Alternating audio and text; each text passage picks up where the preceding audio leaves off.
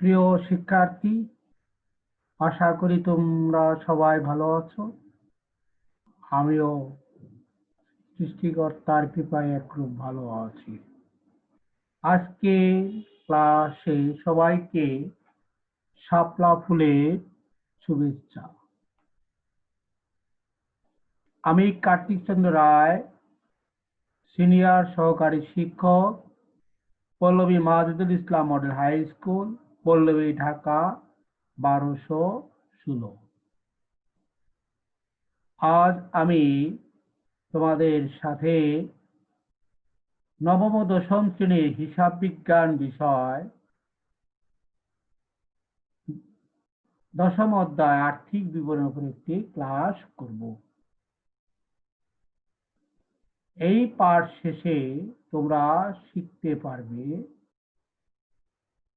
ক্রয় ও বিক্রয় নির্ণয় করতে পারবে, বিক্রিত পণ্যের ব্যয় নির্ণয় করতে পারবে, মোট মুনাফা নির্ণয় করতে পারবে।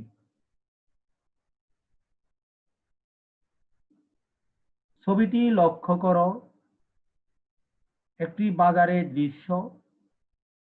এখানে বিভিন্ন দোকানদার রয়েছে এবং ক্রেতা রয়েছে।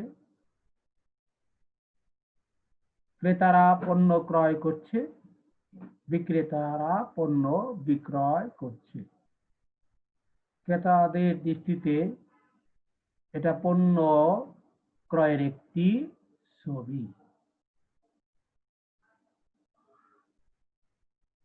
এখন আমরা জানব কিভাবে নিট ক্রয় নির্ণয় করতে হয়, অর্থাৎ নিট ক্রয় নির্ণয়ের সূত্র। নোট 1, নিট ক্রয় নির্ণয়। প্রথমে ক্রয়, ক্রয় থেকে ক্রয় ফেরত বাদ যাবে, কারবারি বাট্টা বাদ যাবে, মালিক কর্তৃক পণ্য উত্তোলন বাদ যাবে, বিনামূল্যে পণ্য বিতরণ বাদ যাবে এবং অলিখিত ক্রয় যোগ করতে হবে। তাহলে আমরা পাবো নিট ক্রয়।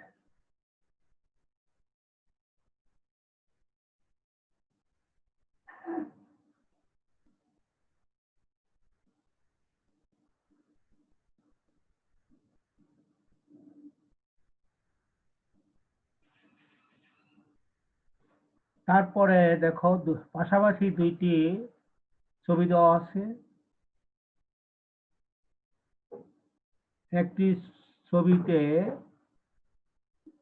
একটি লোক, মানে একজন লোক খেজুর ক্রয় করছে। অন্য একটি ছবিতে একজন মহিলা জুতার দাম জিজ্ঞাসা করছে। এখানে ছবির মাধ্যমে পণ্যদ্রব্যে ক্রয় ও বিক্রয় হচ্ছে সেটা দেখানো হচ্ছে। এখন আমরা নোট 2 থেকে কিভাবে নিট বিক্রয় নির্ণয় করা হয় সেটা জানব। প্রথমে বিক্রয়, বিক্রয় থেকে বিক্রয় ফেরত বাদ যাবে, বিক্রয় বাট্টা বা কারবারি বাট্টা বাদ যাবে, কোনো কারণে বিক্রয় হ্রাস পেলে সেটা বাদ যাবে, অলিখিত বিক্রয় যোগ হবে। তাহলে আমরা নিট বিক্রয় পাবো। অর্থাৎ বিক্রয় থেকে বিক্রয় ফেরত, কারবারি বাট্টা বাদ এবং অলিখিত বিক্রয় যোগ করলে আমরা নিট বিক্রয় পাবো।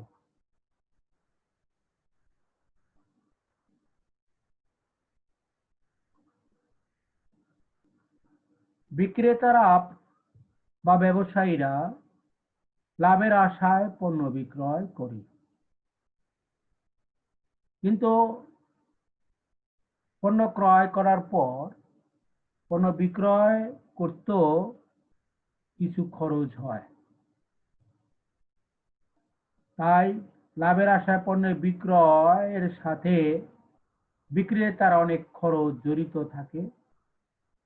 বিক্রয় নিট বিক্রয়ের সাথে বিক্রয়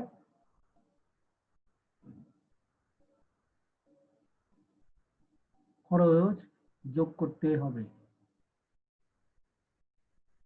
অর্থাৎ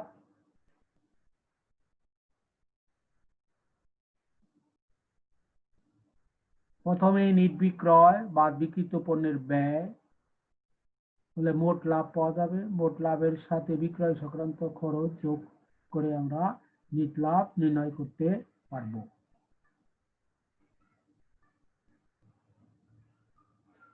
এখন আমরা জানব কিভাবে বিক্রিত পণ্যের ব্যয় নির্ণয় করা হয়।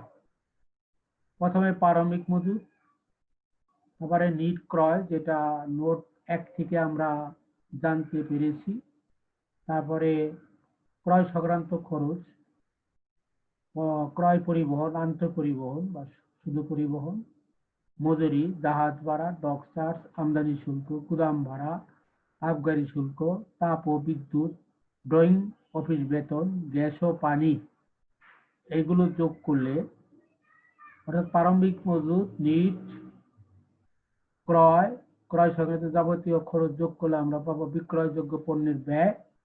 বিক্রয়যোগ্য পণ্যের ব্যয় থেকে সমাপনী প্রস্তুত পণ্যের মূল্য বাদ দিলে আমরা পাবো বিক্রিত পণ্যের ব্যয়। কোনো খরচ যদি বকেয়া থাকে তাহলে সে খরচ যোগ করতে হবে, অগ্রিম থাকলে সে খরচ বাদ দিতে হবে।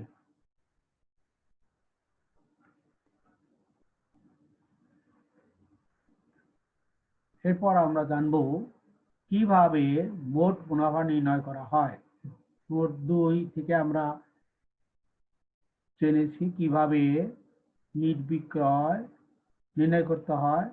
প্রথমে নিট বিক্রয়, তারপর বাদ বিক্রিত পণ্যের ব্যয়, সেটা নোট 3, তাহলে আমরা পাবো মোট মুনাফা। অর্থাৎ নিট বিক্রয় থেকে বিক্রিত পণ্যের ব্যয় বাদ দিলে আমরা মোট মুনাফা পাবো।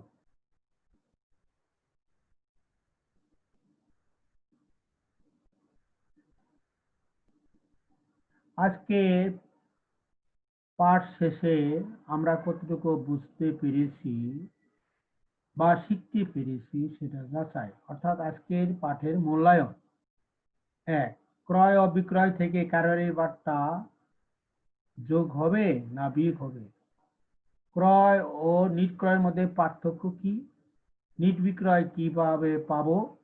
সমাপনী মূলক পণ্য কোথায় দেখানো হয়? মোট মুনাফা নির্ণয়ের সূত্র লিখো।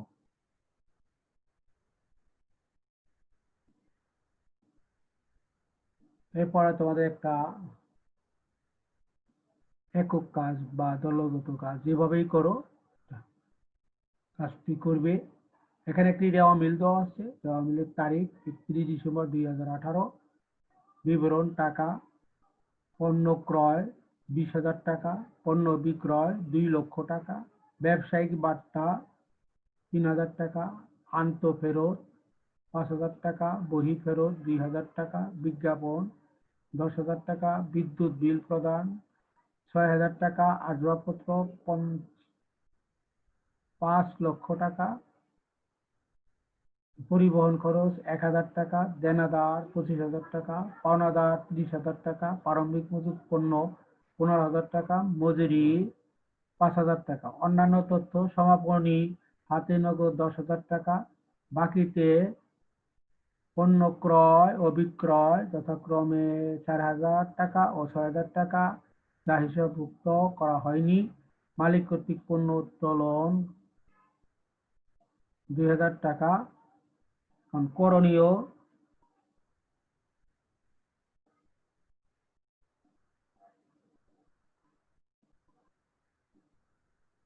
বিক্রিত পণ্যের ব্যয় নির্ণয় করো, মোট মুনাফা নির্ণয় করো।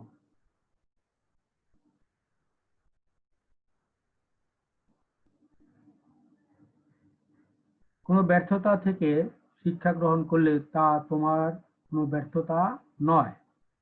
সবশেষে সবাইকে ধন্যবাদ দিয়ে আজকের ক্লাস এখানে শেষ করা হলো।